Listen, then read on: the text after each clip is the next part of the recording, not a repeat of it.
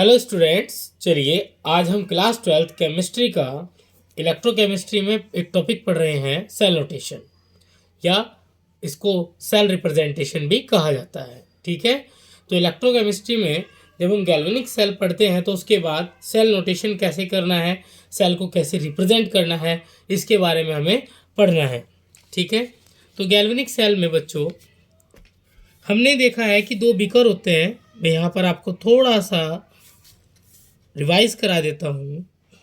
इस बीकर में दो इलेक्ट्रोड, इधर जिंक का इलेक्ट्रोड जिसको हम एनोड कहते हैं, इसको एमीटर से जोड़ते हैं, इधर कॉपर का इलेक्ट्रोड जिसको हम क्या कहते हैं, कैथोड।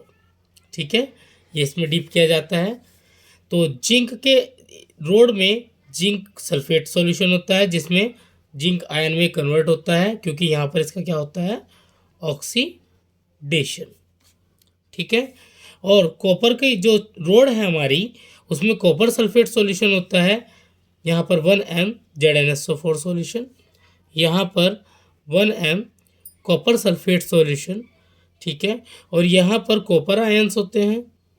ठीक है, और ये कॉपर की रोड, क्योंकि कॉपर आयंस यहाँ से आने वाले इलेक्ट्रॉन्स को एक्सेप्ट करते हैं, गेन करते हैं, तो क्या बन जाता है, यहाँ पर उसका रिडक्शन हो जाता है और कॉपर मेटल डिपॉजिट हो जाती है यहाँ पर।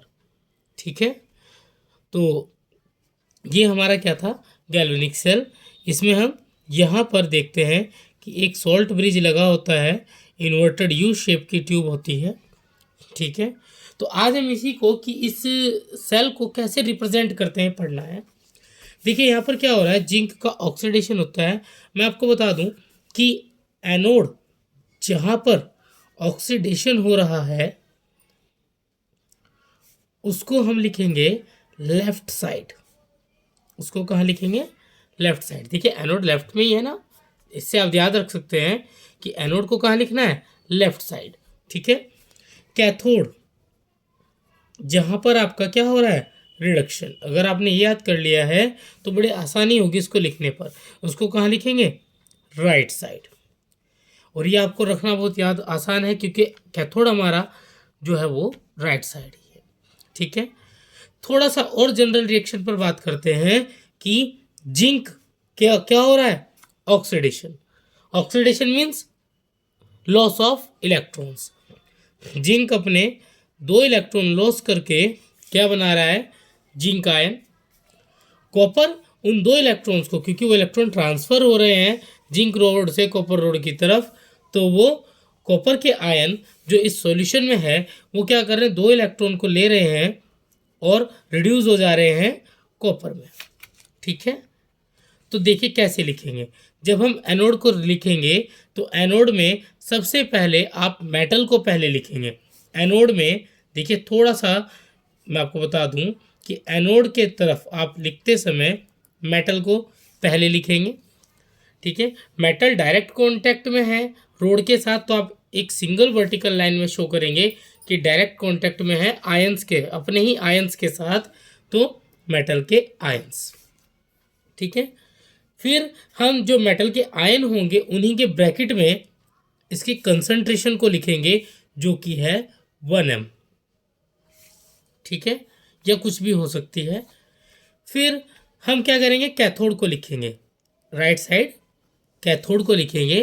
कैथोड में क्या होगा कि हम सबसे पहले शो करेंगे आयन को, कि मेटल का जो भी आयन है उसके ब्रैकेट में उसकी कंसंट्रेशन जो भी है 1m 2m जितनी दी गई है।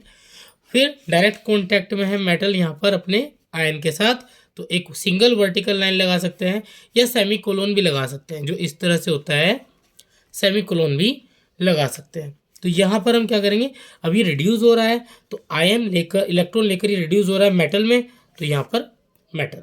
ठीक है, अब क्योंकि दोनों बीकर के जो सॉल्यूशन है वो क्या है, हमारे इन्वर्टेड जो यू शेप ये है ट्यूब, यानी कि सॉल्ट ब्रिज, इसके साथ कनेक्टेड है। तो सॉल्ट ब्रिज को शो करने के लिए दो vertical line, parallel vertical line से हम शो करेंगे।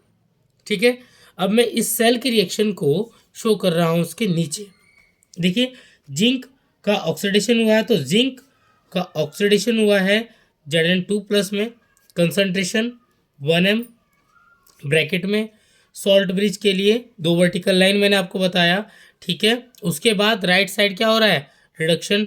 रिडक्शन के लिए आप पहले आयन को लिखेंगे, तो कॉपर आयन, देन ब्रैकेट में concentration, single vertical line, then जिसमें रिड्यूस हो रहा है कॉपर मेटल। ये इतना आसान है इसको क्या करना, रिप्रेजेंट करना, ठीक है। तो डायरेक्ट कॉन्टैक्ट से जुड़े हुए हैं तो हम सिंगल वर्टिकल लाइन लगाएंगे, और सॉल्ट ब्रिज के लिए डबल, ठीक है। लेफ्ट पर एनोड पर क्या हो रहा है, ऑक्सीडेशन। एनोड पर जब ऑक्सीडेशन हो रहा है उसे रिप्रेजेंट करने के लिए हम क्या करेंगे, पहले मेटल को लिखेंगे, फिर आयन को, देन सॉल्ट ब्रिज के लिए 2 वर्टिकल लाइन, फिर कैथोड को रिप्रेजेंट करने के लिए पहले आयन, देन ब्रैकेट में उसकी कंसंट्रेशन, देन मेटल, ठीक है। चलिए अब यहाँ पर एक सिंपल सी बात देखते हैं कि एक और हम सेल को ले रहे हैं, दूसरा सेल है हमारे पास। चलिए मान लेते हैं एक एग्जांपल, CuAgNO3 एक टाइप का सेल है। इसको रिप्रेजेंट करने के लिए, ठीक है, यहाँ पर देखेंगे कि oxidation half cell, oxidation half cell अगर इसका बनाया जाए तो कॉपर का क्या होगा, ऑक्सीडेशन। अगर हम एक साइड कॉपर को ले लें और एक साइड सिल्वर को ले लें, तो कॉपर क्या करेगा, जब इसका ऑक्सीडेशन होगा तो ये अपने 2 इलेक्ट्रॉन को लॉस करेगा, ठीक है। यहाँ पर क्या होगा, एनोड, जिसका ऑक्सीडेशन होता है वो क्या होता है, एनोड। उसके बाद रिडक्शन हाफ सेल अगर इसकी बात करें तो यहाँ पर अब दूसरा जो हमारा कैथोड है वहाँ पर इलेक्ट्रोड है सिल्वर पर +1 चार्ज होता है, तो 2 सिल्वर के आयन इन 2 इलेक्ट्रॉन को लेंगे, तो 2Ag plus gains 2 electrons and reduces to silver metal, ठीक है। अगर हम ओवरऑल सेल रिएक्शन की बात करें तो इनको ऐड करने पर इलेक्ट्रॉन कैंसिल हो जाएंगे, तो ओवरऑल सेल रिएक्शन क्या बोलेंगे, ओवरऑल सेल रिएक्शन बनेगी हमारे यहाँ पर Cu then plus 2Ag plus arrow Cu2 plus 2Ag, ठीक है। अब देखिए यहाँ पर इसको रिप्रेजेंट करने के लिए सेल नोटेशन का यूज़ करते हैं, तो सेल नोटेशन क्या बनेगा, देखिए हमारा सबसे पहले मैंने आपको बताया ऑक्सीडेशन लेफ्ट साइड होता है, तो लेफ्ट साइड ऑक्सीडेशन को लिखेंगे Cu सिंगल वर्टिकल लाइन, पहले मेटल लिखते हैं ऑक्सीडेशन में, फिर आयन Cu2 प्लस, देन इसकी कंसंट्रेशन एक्वस फॉर्म में जितनी भी कंसंट्रेशन दी जाए मैं ब्रैकेट में लिख रहा हूँ इसकी concentration, then double vertical line जो कि सॉल्ट ब्रिज को शो कर रही है, देन कैथोड में पहले आयन को लिखेंगे तो 2Ag प्लस, ठीक है। अब ये 1 2 हटा दीजिए, ठीक है, तो Ag प्लस ब्रैकेट में इसकी concentration, then single vertical line solid Ag, ठीक है। तो इस तरह से बच्चों सेल रिप्रेजेंटेशन को किया जाता है। आई होप आपको वीडियो अच्छी लगी होगी।